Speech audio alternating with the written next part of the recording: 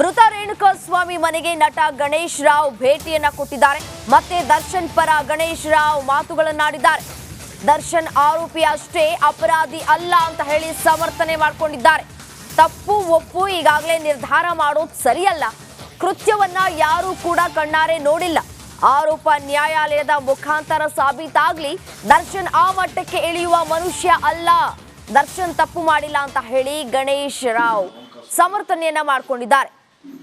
ಚಿತ್ರದುರ್ಗದ ಮೃತ ರೇಣುಕಾಸ್ವಾಮಿ ಮನೆಗೆ ಭೇಟಿಯನ್ನ ಕೊಟ್ಟು ಮಾತುಕತೆಯನ್ನ ಕೂಡ ನಡೆಸಿದ್ದಾರೆ ನಟ ಗಣೇಶ್ ರಾವ್. ಅದೇ ರೀತಿಯಾಗಿ ಷಡಕ್ಷರಯ್ಯ ಮಧ್ಯೆ ಸೂಕ್ಷ್ಮ ಚರ್ಚೆ ಕೂಡ ಆಗಿದೆ ಅನ್ನುವಂತಹ ಡೀಟೇಲ್ಸ್ ಸಿಗ್ತಾ ಇರುವಂತದ್ದು. ದರ್ಶನ್ ಜೊತೆ ನಾನು 13 ಸಿನಿಮಾವನ್ನ ಮಾಡಿದ್ದೇನೆ ಅಂದ್ರೆ ಅವರು ಅಷ್ಟು ಕ್ರೂರತನವಾದಂತಹ ಮನುಷ್ಯ ಅಲ್ಲ.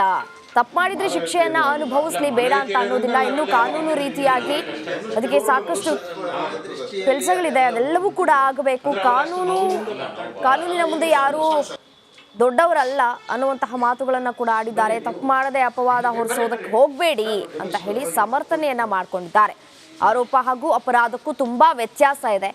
ಬೇರೆ ಕೆಲವರು ಅವರೇ ಕಣ್ಣಾರೆ ನೋಡಿದ ತರ ಮಾತನಾಡ್ತಾ ಇದ್ದಾರೆ. ಇದನ್ನ ಯಾರು ಕೂಡ ಕಣ್ಣಾರೆ ನೋಡಿಲ್ಲ. ಇನ್ನು ಅದೇ ರೀತಿಯಾಗಿ ಅಧಿಕಾರಿಗಳು ಕೂಡ ಎಲ್ಲೂ ಹೇಳಿಲ್ಲ ಅನ್ನುವಂತಹ ಮಾತುಗಳನ್ನು ಆಡಿದ್ದಾರೆ. ರೇಣುಕಾಸ್ವಾಮಿ ಅವರ ಮಾತಾಡ್ಸ್ಕೊಂಡ್ ಬರೋಣ ಅಂತ ಬಂದೆ. ಮನೆ ಪರಿಸ್ಥಿತಿ ನೋಡಿದ್ರೆ ಬಹಳ ಚಿಂತಾಜನಕವಾಗಿದೆ.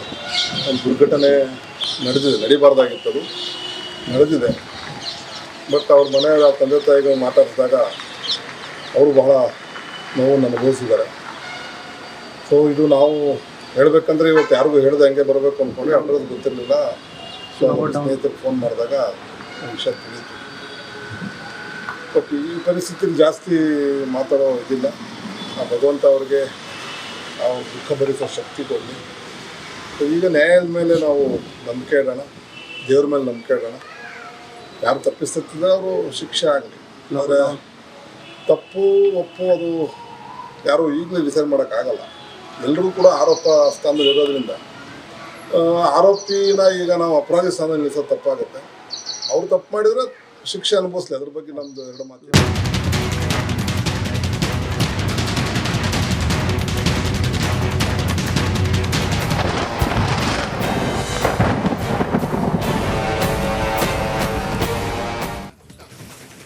ರಿಪಬ್ಲಿಕ್ ಕನ್ನಡದ ಟಾಪ್ 30ಯಲ್ಲಿ ಏನೆಲ್ಲ ಸುದ್ದಿ ಇದೆ ಅಂತ ಹೇಳಿ ಒಂದೊಂದಾಗಿ ನೋಡ್ತಾ ಹೋಗೋಣ. ಉತ್ತರ ಕನ್ನಡ ಜಿಲ್ಲೆಯ ಶಿರೂರು ಭೂಕುಸಿತ ದುರಂತ ಸಂಬಂಧ ಈಶ್ವರ್ ಮಲ್ಪೆ ತಂಡದಿಂದ ನಿರಂತರ ಶೋಧ ಕಾರ್ಯ ಮಾಡ್ತಾ ಇದೆ. ಶೋಧ ನಡೆಸಿದ ತಂಡದಿಂದ ಕಾರ್ಯಾಚರಣೆಯ ಮಾಹಿತಿಯನ್ನ ಸಂಗ್ರಹಿಸಿ ಇಡಲಾಗಿದೆ. ಸ್ಥಳದಲ್ಲಿ ಕಾರ್ಯಾಚರಣೆ ತುಂಬಾ ಕಠಿಣವಾಗಿದ್ದು ಈಶ್ವರ್ ಮಲ್ಪೆ 6-7 ಸಲ ಮುಳುಗಿ ಸ್ಥಳವನ್ನ ಪರಿಶೀಲಿಸಿದ್ದಾರೆ. ನದಿಯಾಳದಲ್ಲಿ ಬೃಹತ್ ಆಲದ ಮರ ಅಡ್ಡಿಯಾಗಿದ್ದು ಸಾಕಷ್ಟು ಮರದ ದಿಮ್ಮಿಗಳು ಸಿಲುಕಿಕೊಂಡಿವೆ. ಅಂಕೋಲದ ಶಿರೂರು ಭೂಕುಸಿತ ಘಟನೆಯಿಂದಾಗಿ ಕಾರ್ಯಾಚರಣೆ ಸ್ಥಳದಲ್ಲಿ ಕಾರವಾರ ಶಾಸಕ ಸತೀಶ್ ಸೈಲ್ ಬೀಡು ಬಿಟ್ಟಿದ್ದಾರೆ. ಮಧ್ಯಾಹ್ನದಿಂದ ಸಂಜೆಯವರೆಗೂ ತಂಡದ ಸದಸ್ಯರಿಗೆ ಸತೀಶ್ ಸೈಲ್ ಸಾಥನ್ನ ನೀಡ್ತಾ ಇದ್ದಾರೆ.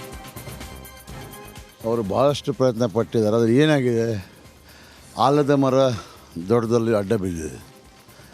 4 ಪಾಯಿಂಟನ್ನು ಏನು ರೇಸ್ ಮಾಡಿದ್ದೇವೆ, ಆ 4 ಪಾಯಿಂಟ್ನಲ್ಲಿ ಅವರು ಪ್ರಯತ್ನ ಮಾಡಿದರು.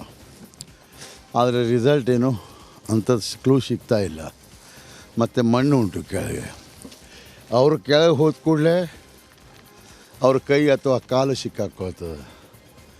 ಆದ್ದರಿಂದ ಇವತ್ತು ಇಲ್ಲಿ ಸ್ಥಗಿತ ಮಾಡಿದ್ದೇವೆ. ನಾಳೆ ಅದರ ಬಗ್ಗೆ ಡಿಸ್ಕಷನ್ ಮಾಡ್ತೇವೆ ಪುನಃ ಇವತ್ತು ರಾತ್ರಿ. ಮತ್ತು ನಾನು ಗಂಗಾವಳಿ ಮತ್ತು ನಮ್ಮ ರೈಲ್ವೆ ಬ್ರಿಡ್ಜನ್ನು ವೀಕ್ಷಿಸಿ ಬಂದಿದ್ದೇನೆ. ಅಲ್ಲಿಂದ ಈ ಪೋರ್ಟ್ ಡಿಪಾರ್ಟ್ಮೆಂಟ್ನವ್ರು ಏನಾದರೂ ಹೆಲ್ಪ್ ಮಾಡಬೇಕು. ಪೋರ್ಟ್ ಡಿಪಾರ್ಟ್ಮೆಂಟವ್ರು ಕೈ ಕೊಟ್ಟರೆ.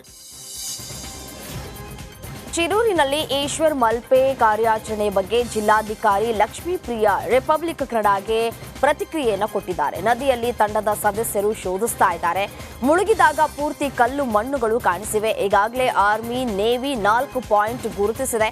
ಆ ಪಾಯಿಂಟ್ ಇರುವ ಕಡೆ ಶೋಧ ನಡೆಸಲಾಗಿದೆ. ಈಶ್ವರ್ ಮಲ್ಪೆ ತಂಡ ಓರ್ವನಿಗೆ ಸಣ್ಣ ಗಾಯವಾಗಿದೆ. ನಾಳೆ ಕಾರ್ಯಾಚರಣೆ ಮುಂದುವರಿಯಲಿದೆ. ಕಾರ್ಯಾಚರಣೆ ಸ್ಥಳಕ್ಕೆ ಟಗ್ ತರೋದು ಕಷ್ಟವಾಗ್ತಾ ಇದೆ. ನಾಪತ್ತೆಯಾದವರಿಗಾಗಿ ಶೋಧವನ್ನ ಮುಂದುವರಿಸುತ್ತೇವೆ ಅಂತ ಆ ಪ್ಯಾಂಟೂನ್ ಅಂತ ಏನು ಅರೇಂಜ್ ಮಾಡ್ತಾ ಇದ್ವಿ, ಕೆಲವೊಂದು ಟೆಕ್ನಿಕಲ್ ರೀಸನಿಂದ ಬರಲಿಕ್ಕಾಗಿಲ್ಲ. ಅದು ಡಿಸ್ಮ್ಯಾಂಟಲ್ ಮಾಡಿ ಮತ್ತೆ ಅಸೆಂಬಲ್ ಮಾಡಿ ಬರಬೇಕು. ಸೊ ಆ ಎಕ್ಸ್ಪರ್ಟ್ ಟೀಮ್ ಸ್ವಲ್ಪ ಕೋಆರ್ಡಿನೇಷನ್ ಇಶ್ಯೂ ಆಯಿತು. ಸೊ ಇವತ್ತು ಬರಲಿಕ್ಕೆ ನಿನ್ನೆ ಬರಲಿಕ್ಕೆ ಆಗಿಲ್ಲ. ಸೊ ಇವತ್ತು ನೈಟ್ ಆ ಎಕ್ಸ್ಪರ್ಟ್ ಟೀಮ್ ಬರ್ತಾರಂತ ಅದು ಪ್ರಯತ್ನವನ್ನು ನಾವು ಕಂಟಿನ್ಯೂ ಮಾಡ್ತೀವಿ. Are not dropping it. But meanwhile ಅದು ಬಂದಿಲ್ಲ ಅಂತ ಹೇಳಿ ಟಗ್ ಬೋಟ್ಸ್ ಅರೇಂಜ್ ಮಾಡಬೇಕು ಅಂತ ನಮ್ಮ SP ಅವರು ಪೋರ್ಟ್ಗೆ ಮಾತಾಡಿಕೊಂಡು ಅರೇಂಜ್ ಮಾಡ್ತಾ ಇದ್ದಾರೆ. Tug boat shortly evening arrive ಆಗ್ಬೋದು. ದಟ್ ಆಲ್ಸೋ ಕನ್ಫರ್ಮ್ ಆಗಿ ನಾನು ಹೇಳ್ತಾ ಇಲ್ಲ. It is expected to arrive in the evening. ಅದು ಬಂದ ಮೇಲೆ ಅದು ಬೇಸಾಗಿ ಇಟ್ಕೊಂಡು ಈ ಮಲ್ಪೆ ಟೀಮ್ ಹಾಗೂ ನೇವಿ ಟೀಮ್ ಇಬ್ಬರು. ಉತ್ತರ ಕನ್ನಡದ ಶಿರೂರು ಗುಡ್ಡ ಕುಸಿತದಿಂದ ನೋವಿನ ಕಥೆಗಳು ಹುಟ್ಕೊಳ್ತಿವೆ. ಜುಲೈ 16ರಿಂದ ಈವರೆಗೂ ಬಾರದ ಜಗನ್ನಾಥ ನಾಯಕಗಾಗಿ ಕುಟುಂಬ ಕಾದು ಕೂತಿದೆ. ನನ್ನ ತಂದೆಯ ಮೂಳೆಯನ್ನಾದರೂ ತಂದುಕೊಡಿ, ಇಲ್ಲಾಂದ್ರೆ ಅಂಗಿಯನ್ನಾದರೂ ತಂದುಕೊಡಿ ಅಂತ ನಾಪತ್ತೆಯಾದ ಜಗನ್ನಾಥ ನಾಯಕ ಕುಟುಂಬ ರೋಧಿಸ್ತಾ ಇದೆ. ಅಪ್ಪನ ಬರುವಿಕೆಗೆ ಕಾದು ಕುಳಿತಿರುವ ಮಕ್ಕಳು ರಿಪಬ್ಲಿಕ್ ಕನ್ನಡದ ಮುಂದೆ ಅಳಲನ್ನ ತೋಡ್ಕೊಂಡಿದ್ದಾರೆ. ಮೂಳೆ ಸಿಕ್ಕಿದ್ರು ಸಾಕು, ಅವ್ರದ್ದೊಂದು ಸುಳಿ ಸಿಕ್ಕಿದ್ರು ಸಾಕು, ನಮಗೆ ಅವ್ರದ್ದೊಂದು ಅಂಗಿ ಹಾಕಿರೋ ಅಂಗಿ ಸಿಕ್ಕಿದ್ರು ಸಾಕು.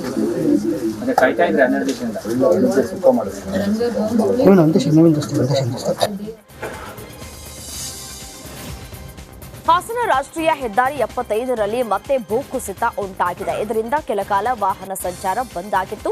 ಸಕಲೇಶಪುರದಲ್ಲಿ ಕಳೆದ 1 ವಾರದಿಂದ ಸುರಿತಾ ಇರೋ ಭಾರೀ ಮಳೆಗೆ ಎತ್ತಿನಹಳ್ಳ ಪೈಪ್ಲೈನ್ ಹಾದು ಹೋಗುವ ಹೆಗ್ಗದೆ ಕಪ್ಪಳ್ಳಿ ಮಧ್ಯದಲ್ಲಿ ಭೂಕುಸಿತ ಉಂಟಾಗಿದೆ.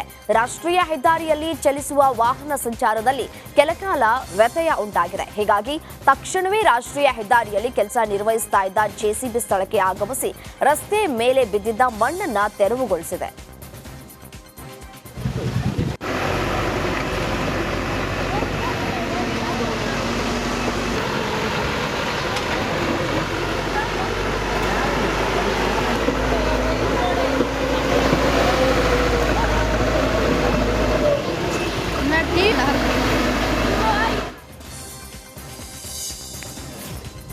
ಹೆದ್ದಾರಿ ಪಕ್ಕದಲ್ಲೇ ಭೂಮಿ ಬಿರುಕು ಬಿಟ್ಟ ಘಟನೆ ಕಳಸಾ ತಾಲೂಕಿನ ಕಾರ್ಗದ್ದೆ ಬಳಿ ನಡೆದಿದೆ.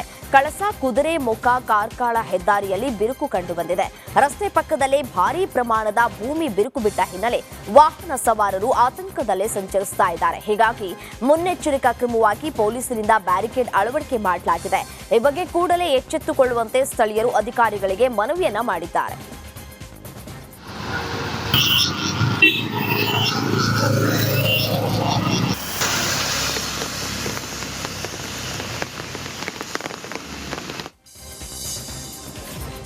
ಬೆಳಗಾವಿಯ ಘಟಪ್ರಭಾ ನದಿ ಉಕ್ಕಿ ಹರಿದ ಪರಿಣಾಮ ನದಿ ತೀರದಲ್ಲಿ ಪ್ರವಾಹ ಸಂಭವಿಸಿದೆ. ಈ ಹಿನ್ನೆಲೆ ಗೋಕಾಕ್ ಮೂಡಲಗಿ ತಾಲೂಕಿನಲ್ಲಿ ಪ್ರವಾಹ ಸಂತ್ರಸ್ತರಿಗೆ ತಾತ್ಕಾಲಿಕ ಕಾಳಜಿ ಕೇಂದ್ರ ಸ್ಥಾಪನೆ ಮಾಡಲಾಗಿದೆ. ಅಡಿಬಟ್ಟಿ ಚಿಕ್ಕಡೊಳ್ಳಿ ಗ್ರಾಮದ ಸಂತ್ರಸ್ತರಿಗೆ ಕಾಳಜಿ